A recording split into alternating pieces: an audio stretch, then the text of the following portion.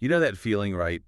When you kind of look over at your houseplants, Yeah. the ones you love, and they just seem kind of off. Like their Yeah. leaves are a little droopy Yeah. or they're just not putting out any new growth. It's just this vibe of like, ugh, Hmm.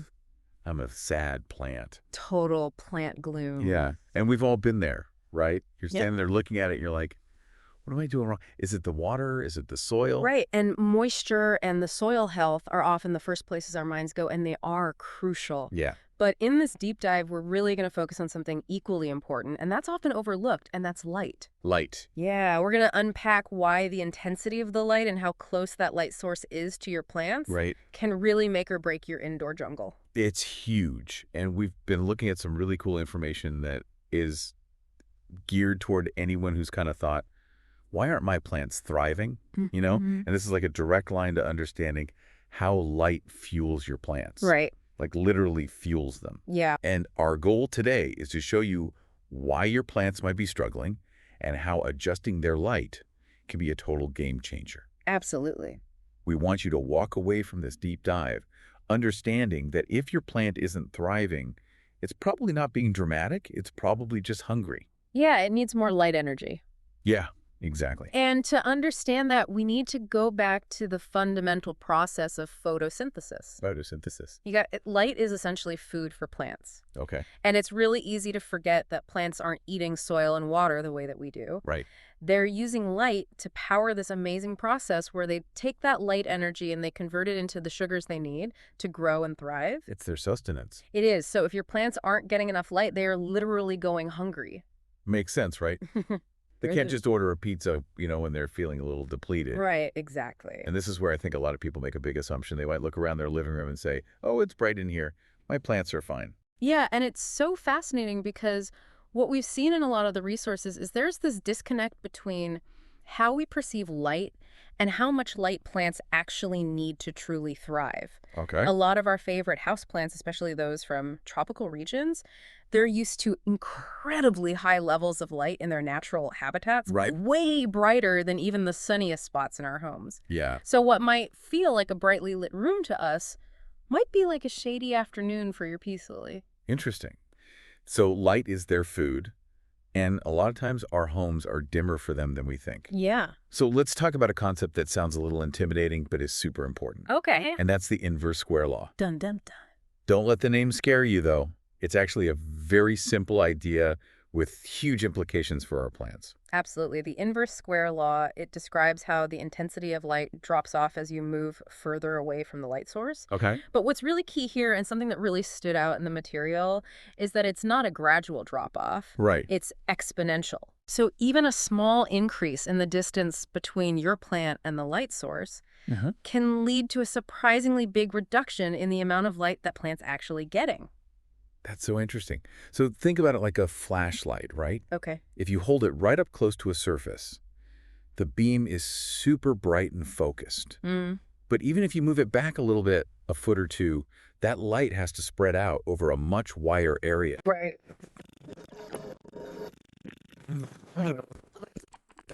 All the time, we saw some data suggesting that for some plants, say succulents, Yeah.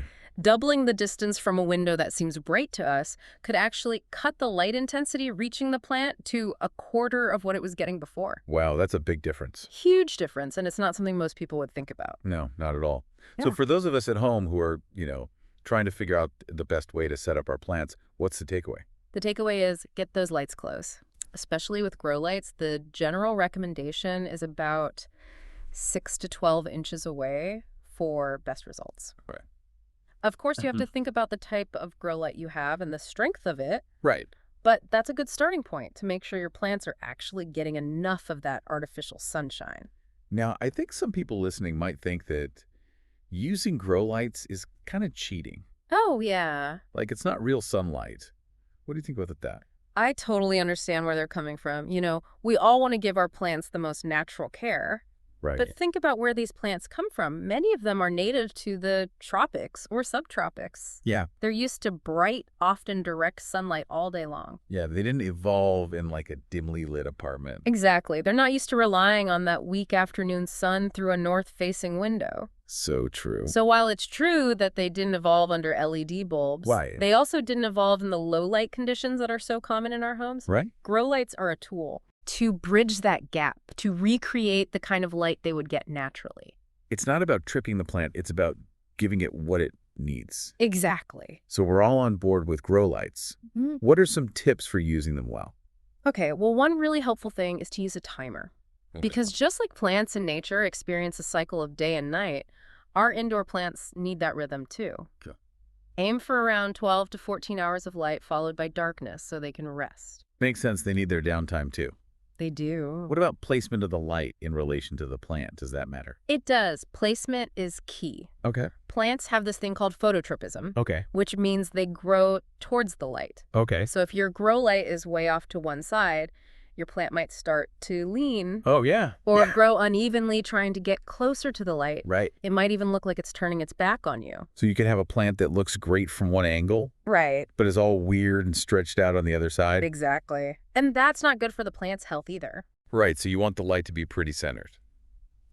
Ideally, yes, or at least positioned, so it encourages even growth all around. Yeah. You might even want to rotate your plants every now and then to make sure all sides are getting enough light. Okay, so the big takeaway here is that light isn't just for us to see our plants. Right. It's their food. Yes. And how much light they get depends a lot on how far they are from that light source.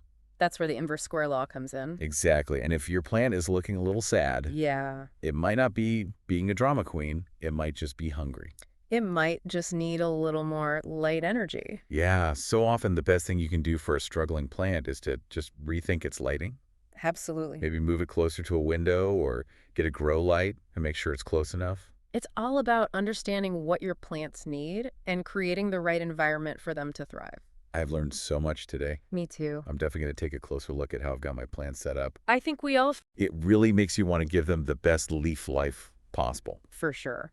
And for everyone listening, we hope this deep dive has shed some light. Pun intended. Totally intended on how important light intensity and proximity are. So take a look at your plants. Yeah. See if maybe a little more light is all they need to reach their full potential. They could make all the difference. That sad plant might just be waiting to shine. Literally. Literally. Thanks for joining us. It's been fun. Until next time, happy growing, everyone. Bye.